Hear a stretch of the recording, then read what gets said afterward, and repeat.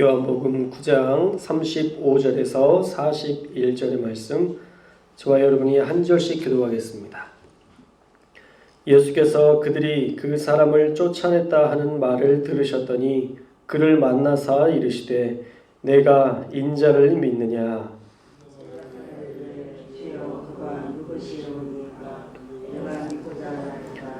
예수께서 이르시되 내가 그를 보았거니와 지금 너와 말하는 자가 그이니라.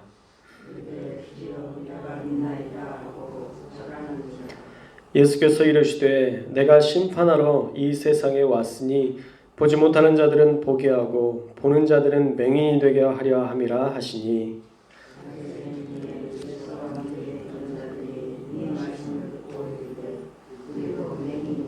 함께 읽겠습니다. 예수께서 이르시되 너희가 맹인이 되었더라면 죄가 없으려니와 본다고 하니 너희 죄가 그대로 있느니라. 아멘. 오늘은 예수님이 다시 만나주시다라는 제목의 말씀을 나누려고 합니다. 우리가 절망 가운데 있을 때 낙심하지 않아도 될 이유는 예수님은요 어느 순간에도 우리를 찾아와 주시기 때문입니다. 그래서 우리가 어떤 일을 당했다 할지라도 낙심할 필요가 없어요. 왜냐하면 그때에도 여전히 우리 주님은 우리와 함께 계시기 때문이에요. 오히려 찾아와 주시는 하나님을 우리가 기다릴 수만 있다면 우리 하나님은 우리의 곁에 서서 우리의 갈 길도 인도해 주시고 또 우리를 위로하시는 그런 귀한 성령님을 우리가 만나게 될 것입니다. 오늘 본문에 보면요, 고침받은 사람은 예수님 때문에 눈을 뜨게 되는 그런 큰 기적을 경험했지만 유대 종교 지도자들이 안식일에 병을 고쳤다면서 시비를 걸기 시작해서 마침내는 유대교에서 출교하는 사건까지 경험하게 됩니다. 소위 말하는 천국부터 지옥까지, 천당에서 지옥까지 다 경험하는 그런 한 주간의 삶이었을지 모르겠어요. 이 쫓아냈다라는 말은 출교했다라는 말이라고 말씀드렸었죠. 9장 22절 말씀에 보면 예수를 그리스도로 시인하는 자는 출교하기로 결의했다라고 성경에 기록되어 있습니다. 출교에 대한 규례는요, 일주일짜리도 있고 30일짜리도 있고 무기한의 징계로 구분되기도 했어요. 그래서 만약 무기한 징계로 출교 조치가 내려졌다면 유대인으로서는 그 유대인들 틈에서 살 수 없는, 유대인인데도 그들 문화권에서 살 수 없는 불이익을 당하게 됐었죠. 출교당한 사람은 유대인들의 회당에 출입을 먼저 금하게 됐습니다. 유대인들의 말씀을 듣는 그 회당의 자리에 들어올 수 없게 됐고요. 사실상 공동체로부터 추방되는 거죠. 그리고 출교당한 사람 2m 이내에 접근 금지가 내려졌어요. 그래서 그 사람이 오면 사람들이 다 멀리하고 피하는 그런 접근 금지가, 그런 명령이 떨어지게 됩니다. 물건을 팔거나 함께 앉아서 음식을 먹는 것도, 심지어는 그가 죽게 되면 장례식도 치를 수 없게 되는, 그가 죽으면 그냥 돌무더기를 쌓아서 그 장례를 대신하는 치욕스러운 장례를 치르게 됐습니다. 유대인들로부터 정말 완전히 격리되는 조치였죠. 유대인들 사이에 살지만 유대인 공동체로 인정은 받지 못하는 아주 무서운 조치였습니다. 그런데 오늘 말씀을 보니까 어때요? 출교 조치를 당했음에도 불구하고 누가 찾아와 주시나요? 예수님. 2m 이내 출교 조치를, 그 명령이 떨어졌다는 것들을 알고도 지금 아무도 다 그 사람을 만나지 않고 다 멀리하고 있는데, 이때에도 우리 예수님만큼은 그 사람을 다시 찾아와 주셨다는 거예요. 얼마나 파격적이세요. 예수님은 유대교의 토요일, 안식일에도 이 사람을 고쳐주셨습니다. 그러니까 당연히 이 사람이 출교 조치를 당했다 할지라도 이 고침받은 사람의 마음, 그 마음 안에 초라하고 비참한 마음을 아셨기 때문에 예수님께서 친히 찾아가 주셔서 그 사람을, 고침받은 사람을 위로해 주셨다라는 것입니다. 그래서 찾아가셨어요. 35절에 보니까 이 사람을 찾아가신 후에 이렇게 물으십니다. 내가 인자를 믿느냐?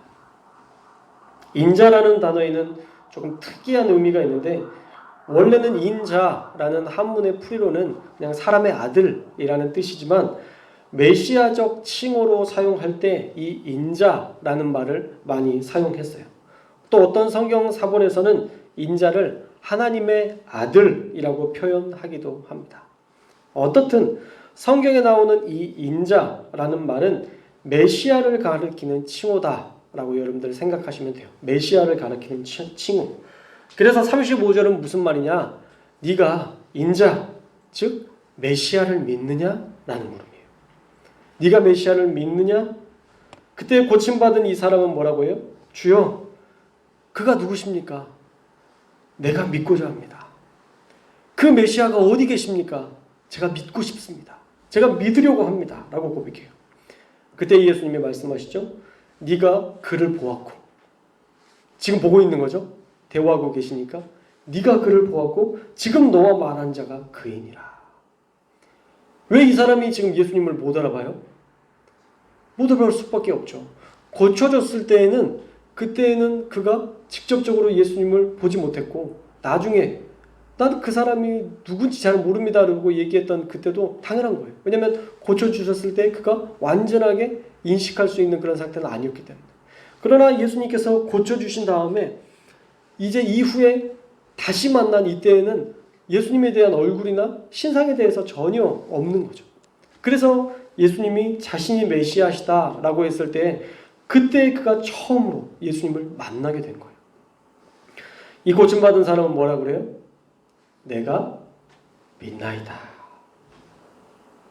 그 한 번의 사건, 그의 눈을 고친 사건, 그 전에 메시아가 오시면 눈먼 자가 눈을 뜰게 될 것이라는 그동안 내려왔던 그 예언의 내용들을 믿었던 사건, 고침받았던 사건, 이 모든 것들을 통틀어 볼 때 메시아는 분명히 이 땅 가운데 계신데 그 메시아가 나를 고치셨는데 그분에 대한 분명한 믿음 가지고 출교까지 당했는데 지금 이때 메시아이신 예수님이 찾아와 주셨어요.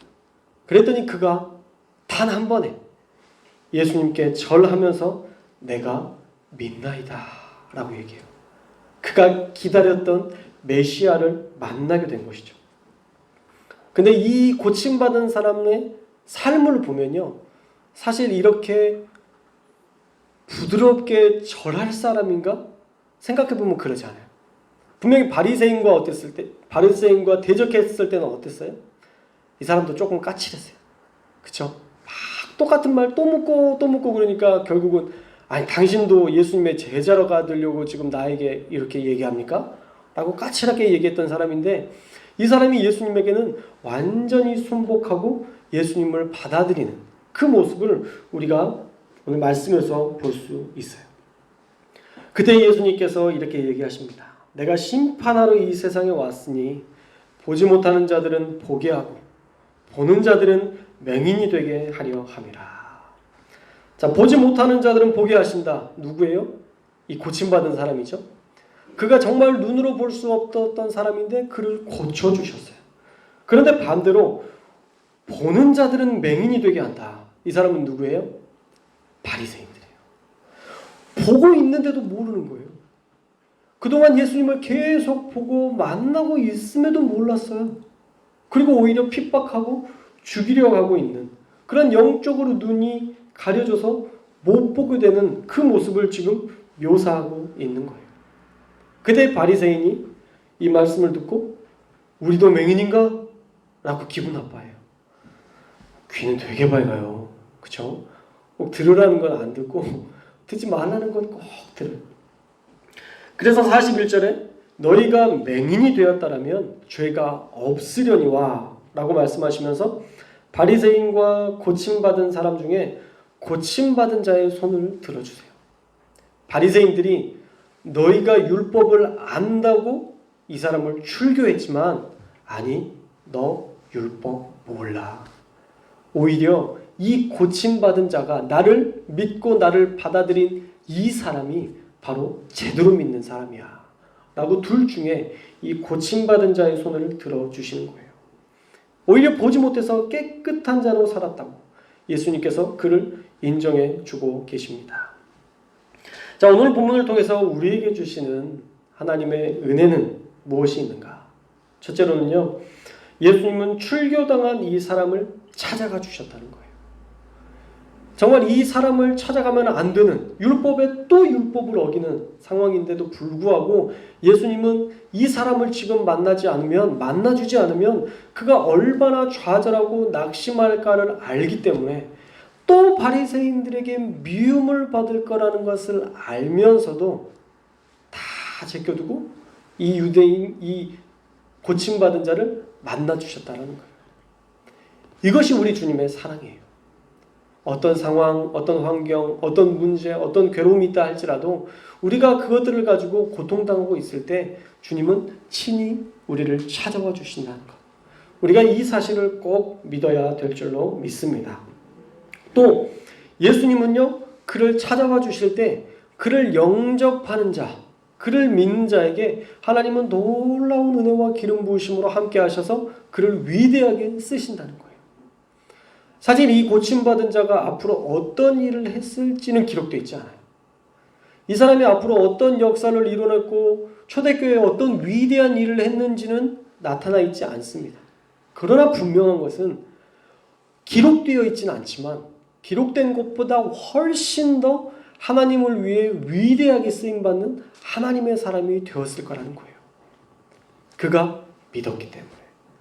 너무 순전하게 받아들이고 그를 믿기로 결정했고 말씀대로 살았기 때문에, 그리고 예수님께서 그의 삶, 그동안 살아왔던 삶을 인정해 주신 걸 보면 그는 끝까지 순전하게 예수님을 따랐다라고 우리가 상상해 볼 수 있습니다. 사랑하는 여러분, 어쩌면 우리의 인생에도 하나님이 이런 일들을 주실지 모르겠어요.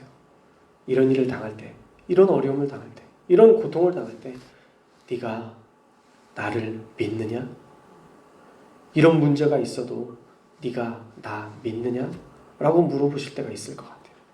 그때 여러분들은 어떻게 대답하시겠어요? 내가 믿나이다. 이런 일이 있고 저런 일이 있고 이런 상처가 있고 저런 상처가 있지만 그래도 주님, 제가 주님을 믿습니다. 오직 주님만 신뢰합니다. 여러분들이 그렇게 하나님 앞에 올려드리는 그 귀한 믿음, 하나님 앞에 우리가 고백하면 하나님이 그래, 믿을 줄 알았다. 내가 너에게 이런 귀한 선물로 줄게. 그래서 우리가 생각했던 기도 제목은 이거였는데 이것보다 훨씬 더 큰 걸로 우리를 채우시고 돌아갈 길을 만들어주시고 피할 길을 내시는 하나님의 역사, 저와 여러분이 경험할 줄로 믿습니다. 세 번째로, 우리가 영적으로 둔감해서 예수님도 몰라보고 예수님의 뜻도 저버리는 바리새인과 같은 성도가 되어서는 안 된다는 거예요. 그리스도인이라면요, 매일 나에게 주시는 하나님의 뜻을 알고 그 뜻대로 살기 위해서 애쓰는 그런 신앙의 성숙을 이뤄내야 됩니다. 죄와 싸워야 되고요. 또 치열한 싸움으로, 사단과의 치열한 싸움으로 마침내는 하나님이 기뻐하시는 승리의 삶, 성도의 거룩한 삶을 우리가 결국 이뤄내야 돼요. 우리가 날마다 하나님의 음성을 듣는 일에 힘써야 이렇게 바리새인처럼 되지 않아요. 그가 하나님의 음성을 하나님의 음성을 듣지 않았고 메시아에 대한 기대감이 없었기 때문에 예수님이 이 땅 가운데 오셨어도 못 알아보는 이런 상황이었다는 거죠. 그리고 말씀이라는 이 귀한 말씀, 사실 이 말씀을 주신 이유는 사람을 살리려고 주신 말씀인데 이 말씀을 가지고 사람을 죽이는 일에만 쓰고 있는 이런 바리새인들, 이들은 하나님의 음성을 듣지도 않았고 하나님과 동행하지도 않았기 때문에 그들은 죽이는 일에만 혈안되어서 있었다라는 거예요. 누구를 미워하고 정죄하는 일에 우리가 시간을 허비해서는 안 됩니다. 우리가 말씀을 근거로 해서 누군가가 왜 이 사람은 말씀엔 이렇게 기록되어 있는데 이렇게 살아? 왜 말씀대로 살잖아? 왜 믿는 사람들이 이래? 이렇게 정죄하고 판단하는 시간으로 교회가 시간을 너무 많이 보내면 교회는요, 너무 차가워요. 너무 피곤해요. 위로받고 싶어서 교회에 왔는데 늘 상처만 받고 돌아가는 그런 아이러니를 우리가 경험할 수 있게 된다는 거예요. 그래서 우리는 늘 하나님이 주신 마음으로 그 사람들을 보는 것, 하나님의 관점으로 그 사람을 보는 것, 이런 훈련들을 매일 해야 됩니다. 내가 저 사람보다는 조금 낫다라는 그런 교만함으로 우리가 살다 보면 예수님의 평가도 아주 절대적인 평가를 하실 거예요. 그래? 저 사람보다 나은 것 같아? 자, 봐. 네 들보. 그러면서 우리에게 분명히 더 큰 들보를 알게 하시고 깨닫게 하실 거예요. 그때 우리는 또 부끄러운 마음으로 하나님 앞에 회개할 수밖에 없을 것입니다. 그래서 저와 여러분이요, 늘 하나님의 말씀을 들어야 돼요. 그리고 그 말씀대로 순종해야 돼요. 여러분 너무 잘하고 있어요. 사실 여러분 말고 이 자리에 안 오신 분들이 다 들어야 되는 말씀인데 꼭 그래요. 열심히 하는 사람들이 다 듣고 맨날 혼나는 것 같고 그러는데 그렇지 않아요. 잘하고 있어요. 너무너무 잘하고 있는데 더 잘하고 더 하나님께서 주시는 풍성한 은혜를 누리도록 여러분들에게 이야기를 하고 권면하는 거지, 여러분이 못한다고 막 질책하는 거 절대 아닙니다. 잘하고 계시니까 여러분들이 그렇게 사셨으면 좋겠어요. 그렇게 하나님의 음성 듣고 하나님이 우리에게 이런 어려움이 있어도 너 나 믿겠니? 라고 했을 때 내가 믿나이다 라고 고백하고, 우리가 말씀을 가지고 누군가를 판단하고 싶을 때에도 아휴 그래 나한테 적용해야지, 이 말씀 나에게 주신 거지, 우리가 나에게만 적용하고 다른 사람들이 잘못했을 때 놀라운 포용력으로 괜찮아, 그럴 수 있어, 괜찮아, 나도 옛날에 그랬어, 괜찮아. 우리 교회에 괜찮아 집사님이랑 괜찮아 권사님이랑 괜찮아 장로님이 좀 많아지셨으면 좋겠어요. 그러면 행복이 넘칠 거예요. 저부터 괜찮아 목사님 돼야 되겠죠? 저도 열심히 노력하겠습니다. 여러분들도 열심히 노력해서 우리 교회에 오는 모든 성도님들이 날마다 위로받고 그냥 이 자리에 있는 것만으로도 하나님이 부어주시는 위로로 가득 차서 어디에 있든지 이 자리를 그리워하는 그런 교회, 우리 성도교회가 그런 교회가 될 수 있기를 주님의 이름으로 축원합니다.